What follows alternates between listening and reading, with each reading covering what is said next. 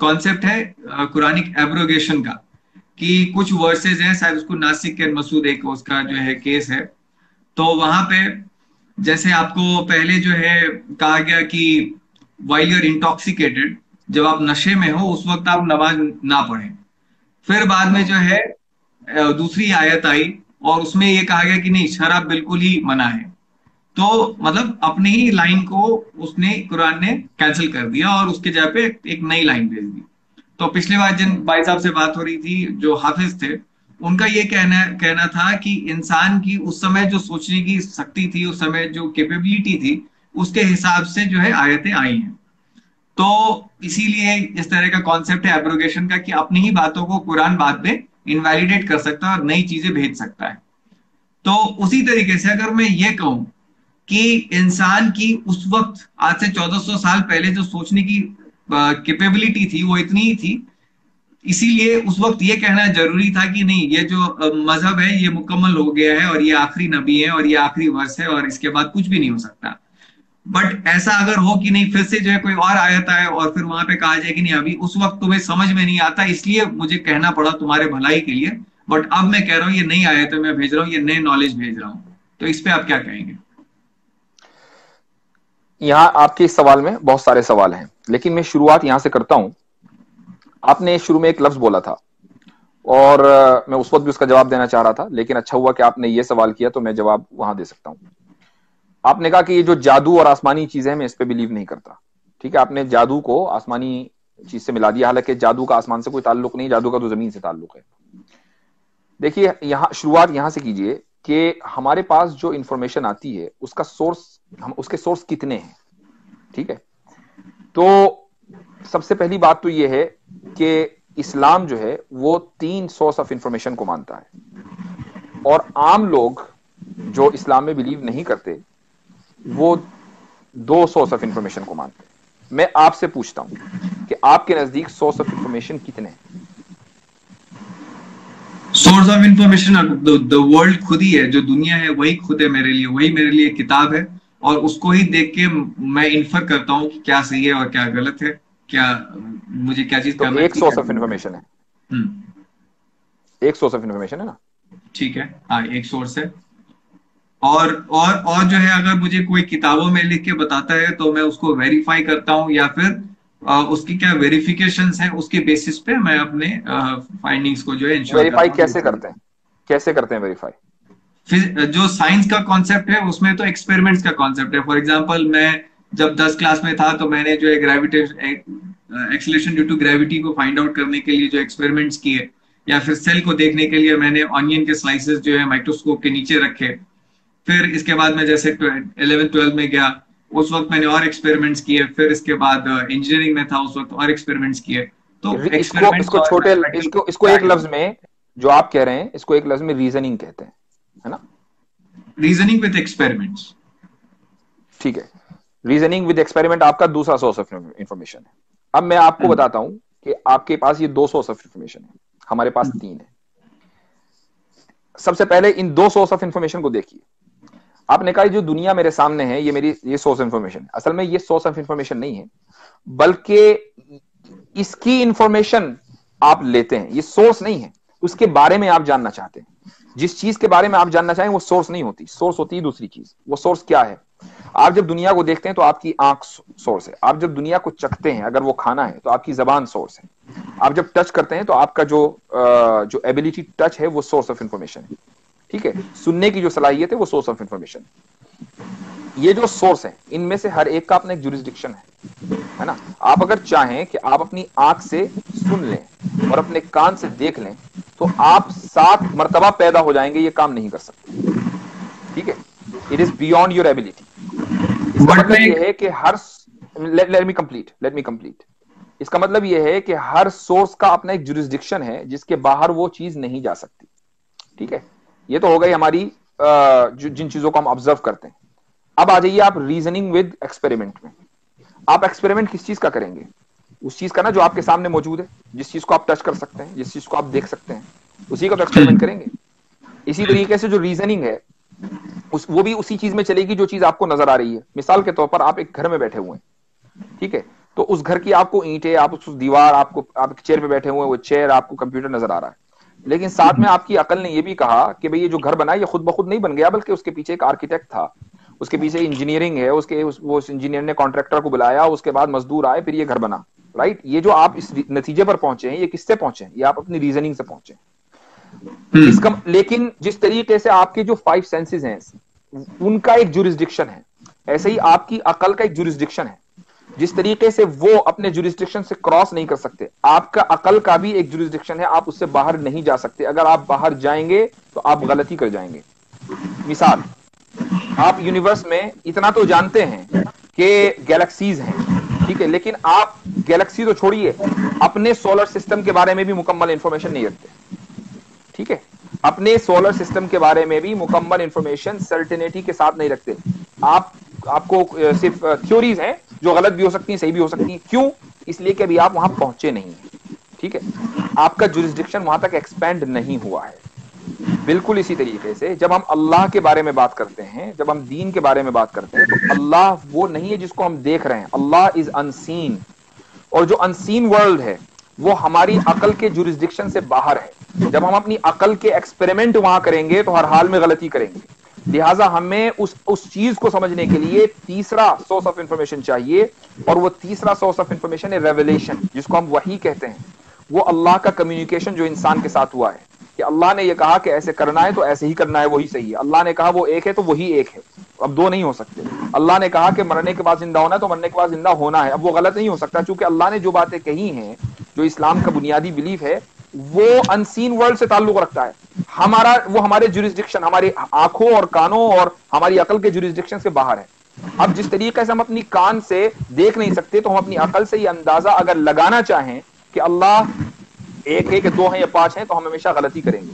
हमारे पास सिर्फ वही तरीका है कि हम उस पर आंख बंद करके यकीन कर लें, क्योंकि वो हमारे क्रिएटर का हमारे साथ कम्युनिकेशन है। ठीक है, एक बात तो ये हो गई। अब आप आगे चलिए, आपने कहा मनसूख की बात। एब्रिगेशन का जो कॉन्सेप्ट है वो इस्लाम में है, लेकिन मुश्किल से 5 वर्सेस ऐसे होंगे जो एब्रिगेट हुए हैं। अच्छा, उसके पीछे अल्लाह ताला की हिकमत है, एक लंबा टॉपिक है जिसमें बहुत देर तक चला जा सकता है, लेकिन यहां बात इसकी नहीं है कि वो एब्रिगेशन हुआ है, लिहाजा अब पूरा दीन एब्रिगेट हो सकता है। बात यह है कि अगर अल्लाह ने अपना एक कमांड, अपना एक हुक्म भेजा, और उसके बाद जिस वक्त कुरान नाजिल हो रहा था उसी वक्त उस हुक्म को मनसूख भी कर दिया, तो कोई हर्ज नहीं है। इसकी एक मिसाल लीजिए कि एक पार्लियामेंट है, मसलन वो कोई कानून पास करती है, उसके बाद 10 साल के बाद वो ये सोचती है कि अब इस कानून में थोड़ा सा सख्ती करनी चाहिए, अब लोग उसके आदी हो गए। टैक्सेशन के जो लॉज हैं वो क्या, मसलन अगर 30% टैक्स आपके ऊपर लगता है, तो पहले दिन इंडिपेंडेंस के बाद 30% लग गया था, आहिस्ता आहिस्ता लगता है जैसे जैसे इकोनॉमिक ग्रोथ होती है, पहले 2% लगता है, फिर 15% लगता है, जब इकोनॉमिक ग्रोथ और बढ़ जाती है तो और टैक्स लग जाता है। क्यों? इसलिए कि हमारे टैक्स देने की एबिलिटी बढ़ गई है। ऐसे ही हमारी जो अंडरस्टैंडिंग है और हमारी जो प्रैक्टिस की जो एबिलिटी है वो बढ़ गई, इसलिए अल्लाह ताला उस हुक्म को एब्रोगेट करके उसकी जगह एक थोड़ा सख्त हुक्म दे देते हैं, इसी को एब्रिगेशन कहते हैं। लेकिन वो उसी वक्त हुआ है जिस वक्त कुरान नाजिल हो रहा है। कुरान जब मुकम्मल हो गया तो अब एब्रिगेशन का जो कॉन्सेप्ट है वो फॉर एवर खत्म हो गया, चूंकि एब्रोगेटर अब मजीद कम्युनिकेट नहीं करेगा। ओके, ठीक है, लेकिन इसके पीछे जो आप लॉजिक है वो आप यही बता रहे हैं कि उस वक्त इंसान की क्या कैपेबिलिटी थी, उस वजह से जो है उस तरह के वर्सेज आए और बाद में उसको अपडेट किया गया, क्योंकि इंसान की कैपेबिलिटी बढ़ी। मतलब जैसा आप टैक्स का जैसा सिर्फ यही लॉजिक नहीं है, सिर्फ यही लॉजिक नहीं है, बल्कि अल्लाह की उसके पीछे और भी हिकमत है, जैसे मैंने कहा कि एक लंबा टॉपिक है, लेकिन चलिए आप इसी को लेट्स स्टिक टू दिस, इंसान की एबिलिटी। जी हाँ, ठीक है। तो मेरा ये कहना है कि अगर इंसान की उस वक्त इतनी ही समझ थी कि वो जो है मतलब अपने लड़कियों को दफना रहा था, जिंदा बच्चों को दफना रहा था, तो उस वक्त के लिए ये जरूरी था कहना कि यही जो है आखिरी है और इसके ऊपर जो है कुछ नहीं आप ऐड कर सकते, क्योंकि अगर वो नहीं होता तो उस वक्त के लोग उस पर अपनी चीजें थोपते और उसके वजह से और भी जो है कोहराम मचता और इंसान का बुरा होता, इंसानियत का बुरा होता। तो इस वक्त अगर अल्लाह को ऐसी जरूरत हो कि उस वक्त उसने कह दिया हो कि नहीं अभी ये चीज मुकम्मल हो गई, अब इसमें कोई चीज ऐड नहीं होगा, लेकिन अब जब इंसान की कैपेबिलिटी बढ़ी है, अब जब पीस ज्यादा आया है, अब इंसान की समझ बढ़ चुकी है, तो अगर फिर से जो है नई आयतें नाजिल हो और जो है फिर से एक नए प्रॉफिट आए, इसकी क्यों पॉसिबिलिटी नहीं है? जो लफ्ज आप इस्तेमाल करें ना, समझ, वही बुनियादी गलती है। हम्म। कहीं भी कुरान में एब्रिगेशन इसलिए नहीं हुआ कि इंसान समझ नहीं रहा था या उसकी समझ में थोड़ा कमी थी तो चलो आसान बात समझा दो, उसके बाद फिर मुश्किल बात समझाएंगे, ऐसा नहीं है। हम्म। बल्कि उसका ताल्लुक अमल और प्रैक्टिस से था कि शुरू में हम्म। उसको करना मुश्किल था, लेकिन जब उसका आदमी आदी हो गया तो अब उसको जो है थोड़ा सा सख्त हुक्म दे दिया।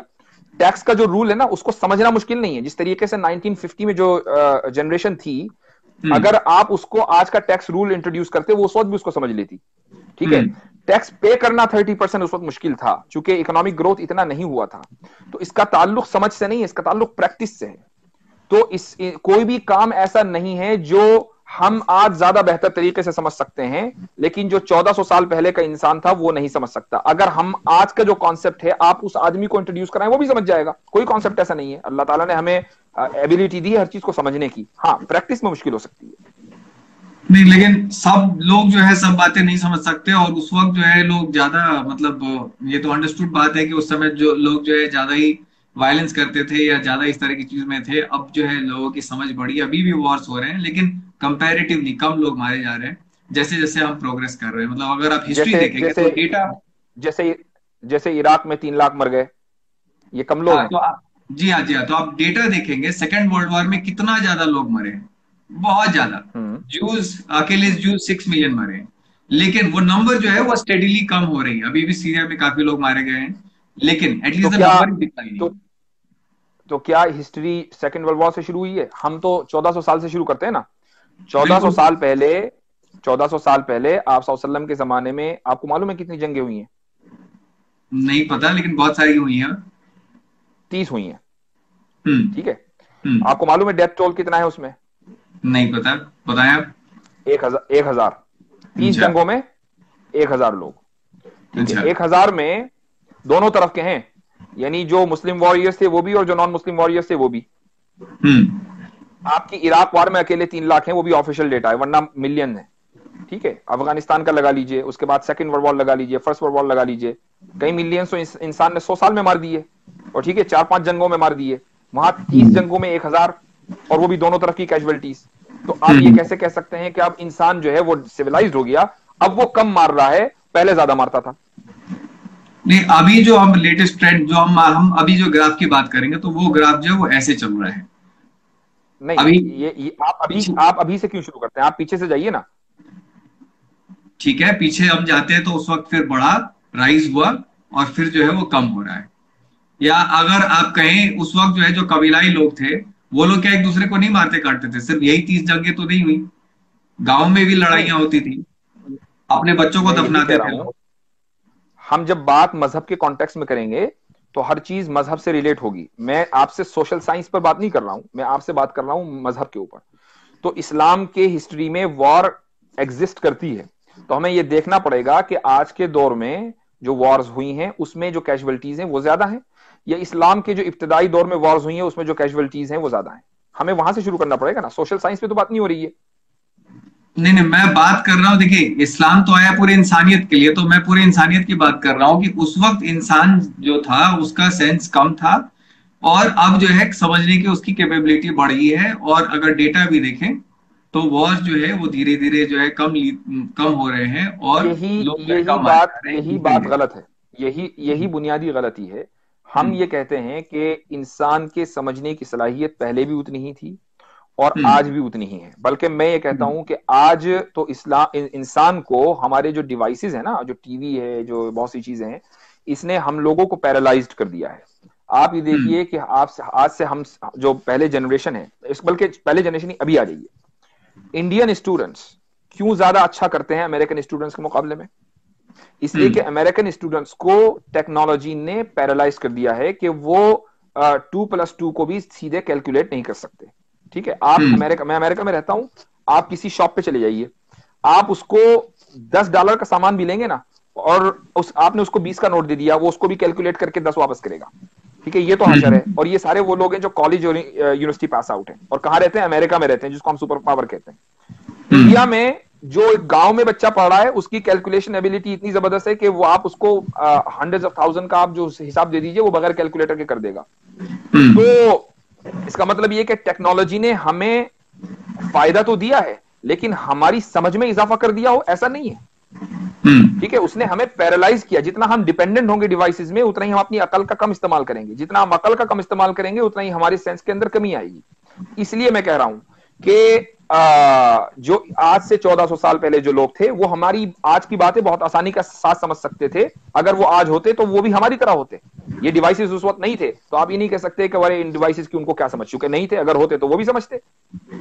नहीं नहीं, मैं इससे इतलाफ नहीं कर रहा। मैं ये नहीं कह रहा कि वहां के लोग हमारी बात नहीं समझ सकते हैं। मैं ये कह रहा हूं कि एज ए स्टैटिस्टिक्स कि कितने ज्यादा लोग आज पढ़े लिखे हैं और उस वक्त कितने ज्यादा लोग जो है पढ़े लिखे थे, मैं उस बेसिस पे बात कर रहा हूं।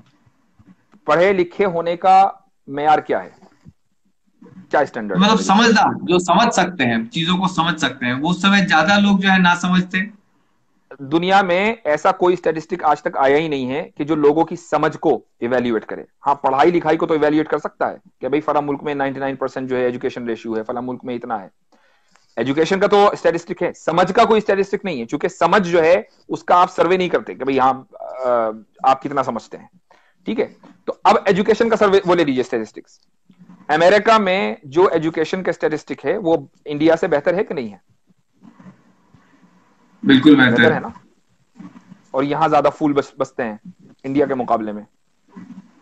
तो अगर एजुकेशन का मतलब इंटेलिजेंस होता तो फिर अमेरिका में सारे इंटेलिजेंट होते, इंडिया में ज्यादा इंटेलिजेंट ना होते। अमेरिकन कंपनीज को आईटी इंजीनियर्स इंडिया से बुलाने ना पड़ते। वही देखिए, मैं ब्रॉड स्पेक्ट्रम की बात कर रहा हूं। मतलब अभी भी कोई भाई साहब आए तो उन्होंने लाइव में मुझे बताया कि पाकिस्तान में ऐसे जगह हैं जहां पे लोग जो है बिजली का तार से जो है अपने मवेशी को बांधना पसंद नहीं करते। उन्हें डर रहता है कि जब बिजली कड़केगा तो इन्हें जो है कुछ नुकसान हो सकता है। तो कहने का मतलब कि ज्यादातर जो लोग हैं वो, मैं ये नहीं कह रहा कि वहां का कोई बंदा जो है आज की बात नहीं समझ सकता था, बिल्कुल समझ सकता था। मैं कह रहा हूं ये कि ज्यादा लोग किस तरह के थे। तो ज्यादा लोग जो है वायलेंस में और अंधविश्वास में, और क्योंकि उनके पास कोई इंफॉर्मेशन ही नहीं थी। यही तो मैं कह रहा हूं कि हमने जो ये कहा ना कि उस वक्त ज्यादा लोग नासमझ थे, यही हम गलती कर रहे हैं। मैं कहता हूं चलो ठीक है ना समझते, मान लिया आप थोड़ी देर के लिए इसी को तस्लीम कर लिया हमने कि ज्यादा लोग ना समझते, आज ज्यादा समझदार हैं।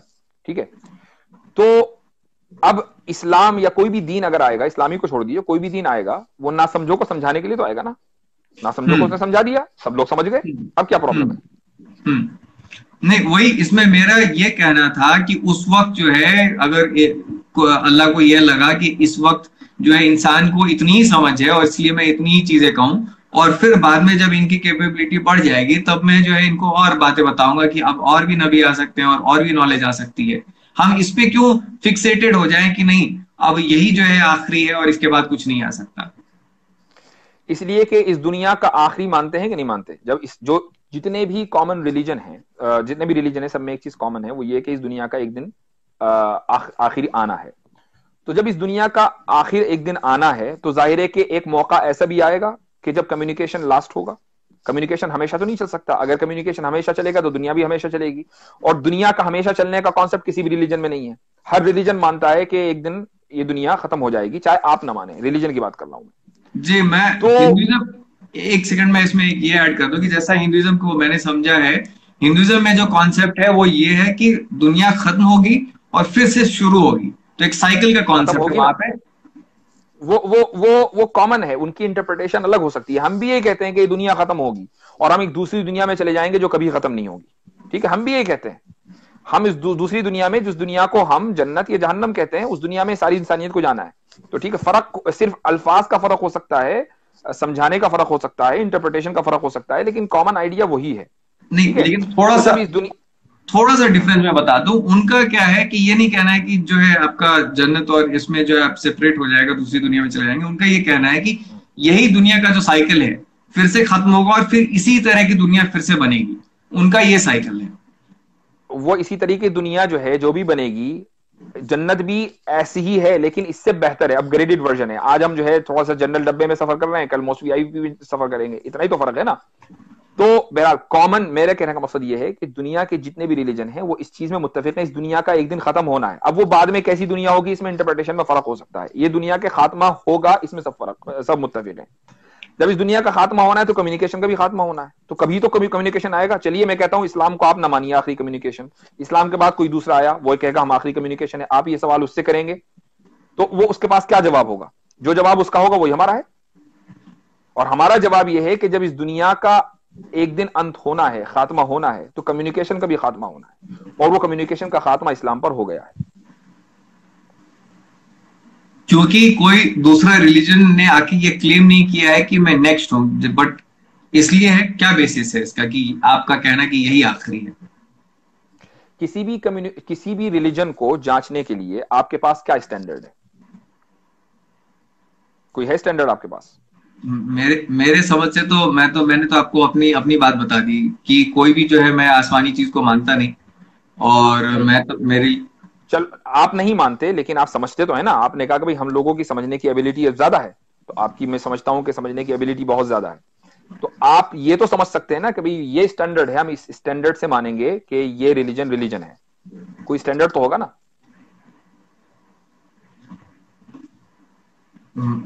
स्टैंडर्ड यही है कि एक दूसरे से बेहतर है, बस इतने का ही स्टैंडर्ड है। और नहीं, ये कोई स्टैंडर्ड नहीं है, क्योंकि ये कोई स्टैंडर्ड नहीं। नहीं, क्योंकि कोई, अब मेरे समझ से तो कोई अल्लाह है ही नहीं, वो तो कोई रिलीजन भेज ही नहीं सकते, मेरे समझ से तो ये है। मैं आपकी बिलीफ की बात ही नहीं कर रहा हूं, हम्म। मैं आपकी समझ की बात कर रहा हूं कि हम्म। आपकी समझ के एतबार से अगर कोई रिलीजन ये क्लेम करता है कि मैं एक रिलीजन हूं, ठीक है, तो उसका क्या स्टैंडर्ड है? कैसे आप तय करेंगे कि हाँ भाई ये रिलीजन है? कोई तो स्टैंडर्ड होगा ना उसका, या कुछ नहीं है बगैर स्टैंडर्ड के? एक ही पैमाना हो सकता है कि उसको कितना लोग फॉलो कर रहे हैं, उसके अलावा कोई उसका स्टैंडर्ड नहीं है। ये कोई फॉलो नहीं है, ये कोई पैमाना नहीं है। हमारे यहाँ मुल्क में, अमेरिका में व्हाइट सुप्रीमेसिस्ट को फॉलो करने वाले मिलियंस ऑफ मिलियन लोग हैं, आप उनको अच्छा समझेंगे? नहीं, अच्छे की बात नहीं कर रहा, मैं कह रहा हूं कि ऐसे सिस्टम है। आज मैं तो कह रहा हूं कि सारे गलत हैं। देखिए, स्टैंडर्ड किसी भी रिलीजन का ये होता है कि उस रिलीजन के पास एक प्रॉफिट हो, मैसेंजर हो, और उसका कम्युनिकेशन अल्लाह के साथ, क्रिएटर के साथ हो, और उस कम्युनिकेशन का सबूत हो। जो ये कहे कि भाई मेरा कम्युनिकेशन अल्लाह के साथ है, तो उसका कोई सबूत तो होगा, ठीक है, वो सबूत हम वेरीफाई करेंगे। मिसाल के तौर पर कुरान हमारे पास एक सबूत है कि अल्लाह का इंसान के साथ मोहम्मद सल्लल्लाहु अलैहि वसल्लम के जरिए कम्युनिकेशन हुआ है, ठीक है, उसका सबूत कुरान है। अब आप ये कहें कि भाई इस तरह तो कोई दूसरा मजहब भी दे सकता है, बिल्कुल दे सकता है। उसकी दलील ये होगी कि अगर आप कुरान जैसा दूसरा कुरान बना दें, ठीक है, कुरान के बाद मिलियंस ऑफ मिलियन किताबें लिखी गई हैं, ठीक है, अगर कोई आदमी ये कहे भाई मैंने कुरान जैसा कुरान लिख दिया, इसका मतलब ये है कि ये कुरान जो है ना, ये अल्लाह की तरफ से नहीं आया बल्कि किसी इंसान ने बनाया था, इसीलिए मैं भी उस जैसा इंसान हूं, मेरा आईक्यू लेवल भी उस जैसा या उससे बेहतर हो सकता है, लिहाजा मैंने एक कुरान नामी किताब लिख दी, ठीक है, तब तो हम मान लेंगे कि भाई हो सकता है कि कुरान अल्लाह का कम्युनिकेशन ना हो। लेकिन जब कुरान ने चैलेंज दिया है कि आप इस जैसा पूरी किताब तो क्या एक आयत नहीं लिख सकते, और चैलेंज उन लोगों को दिया जो अरबिक लैंग्वेज में अपनी, ये समझ लीजिए कि अपने राइज पर थे उस जमाने में, अरबिक लैंग्वेज की जो एलोक्वेंसी है वो अपने राइज पर थी उस जमाने में जिस वक्त कुरान नाजिल हुआ। हर एक आदमी जो है हर घर में शायर हुआ करता था अरबी का। उन लोगों को चैलेंज दिया कि एक वर्ष दिखा दो, वो नहीं दिखा सके। आज तक वो चैलेंज बरकरार है, कयामत तक रहेगा। इसका मतलब ये है कि ये जो कम्युनिकेशन है ये दलील है इस बात की कि अल्लाह की तरफ से, इसलिए इंसान उसको रिप्लेस नहीं कर सका। कल को आकर अगर कोई आदमी ये कहे कि भाई मुझसे अल्लाह ने कम्युनिकेशन किया है, हम उससे यही सवाल करेंगे कि अगर कम्युनिकेशन किया है तो आप उसकी दलील दीजिए। वो दलील देगा कि भाई ये किताब भेजी अल्लाह ने, हम उसको देखेंगे कि क्या एक इंसान उस जैसी किताब लिख सकता है। अगर लिख सकता है तो वो कम्युनिकेशन फॉल्स है, और अगर नहीं लिख सकता तो वो कम्युनिकेशन ठीक है। ठीक है, तो आपका बेसिस जो है बस कुरान के ऊपर है कि चूंकि कुरान जो है आपके हिसाब से इररिफ्यूटेबल है, कोई चीज उसमें आप गलत नहीं प्रूव कर सकते, इसीलिए दैट इज द प्रूफ कि ऑल दिस इज ट्रू। बिल्कुल, इसलिए कि जब कोई चीज गलत नहीं है तो उसको सही होना जरूरी है।